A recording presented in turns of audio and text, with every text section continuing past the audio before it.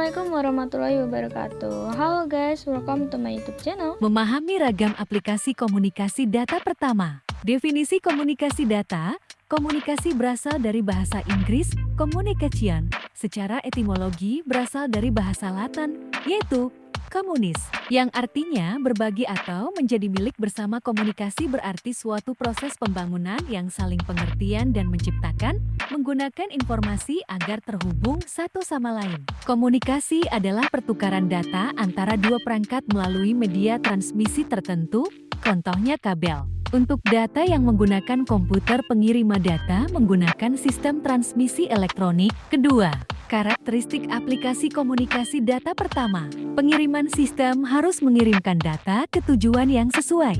Data harus diterima oleh perangkat yang dimaksudkan atau pengguna dan oleh perangkat. Kedua, akurasi sistem harus memberikan data yang akurat. Data yang telah diubah dalam transmisi dan meninggalkan sumber, data yang tidak dikoreksi, tidak dapat digunakan. Ketiga, ketepatan waktu. Sistem harus mengirimkan data pada waktu yang tepat. Terlambatnya dikirimkannya data, maka tidak akan berguna. Dalam kasus video dan audio, pengiriman waktu yang tepat berarti memberikan data seperti yang diproduksi atau seperti aslinya, dalam urutan yang sama ketika dibuat, dan tanpa penundaan yang signifikan. Semacam ini disebut pengiriman transmisi real time. Keempat, jitter mengacu pada variasi waktu kedatangan paket. Ini adalah keterlambatan yang tidak merata dalam pengiriman paket audio atau video. Sebagai contoh, mari kita asumsikan bahwa paket video yang dikirim setiap 3 demis. Jika beberapa dari paket datang dengan delay 3 demis dan yang lain dengan delay 4 demis, akan menghasilkan kualitas yang tidak merata dalam video tersebut. Ketiga, ragam aplikasi komunikasi data, komunikasi audio, yaitu jenis komunikasi yang hanya memungkinkan mengirim dan menerima informasi dalam bentuk suara, contoh, radio, dan voicemail. Komunikasi video, yaitu jenis komunikasi yang memungkinkan mengirim dan menerima informasi dalam bentuk gambar, contoh, big screen yang menampilkan iklan di kota-kota. Komunikasi audio dan video, yaitu komunikasi yang memungkinkan mengirim dan menerima informasi dalam bentuk suara dan gambar sekaligus, contoh, televisi, video call. Komunikasi data, yaitu komunikasi yang mana informasi yang dikirimkan dan diterima berupa data digital, contoh, aplikasi internet working pada jaringan komputer. Memahami ragam aplikasi komunikasi data.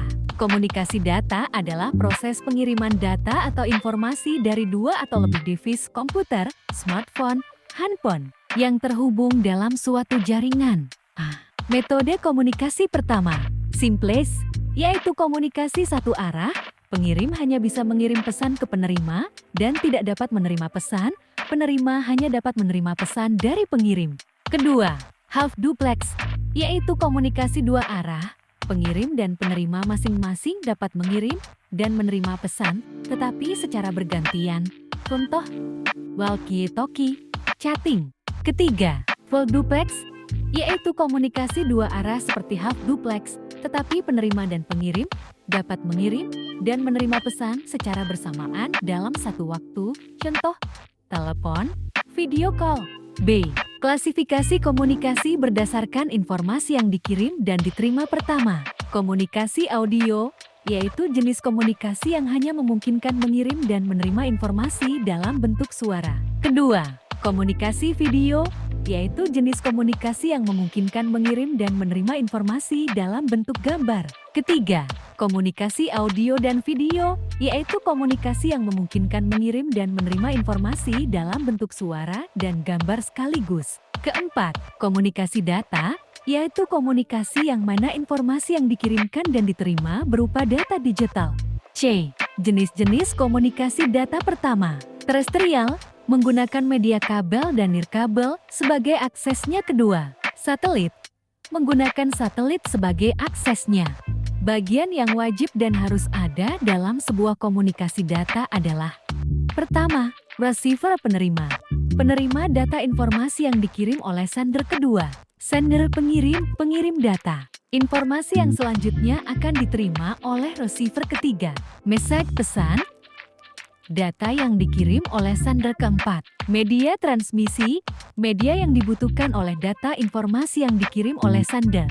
D. Kelebihan komunikasi data pertama, memungkinkan kita untuk mengirim data dalam jumlah yang besar tanpa ada kesalahan dan ekonomis dari suatu tempat-tempat yang lain. Kedua, memungkinkan penggunaan komputer secara terpusat maupun secara tersebar sehingga mendukung manajemen dalam hal kontrol, baik dari desentralisasi maupun sentralisasi.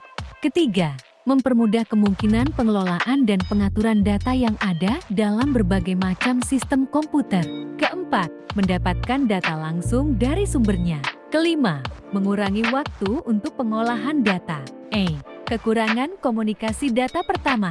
Call setup memerlukan beberapa detik. Kedua, kecepatan data terbatas tergantung pada besar data yang dikirimkan. Ketiga, keterbatasan bandwidth dapat diatasi. Keempat, tidak cocok untuk trafik besar.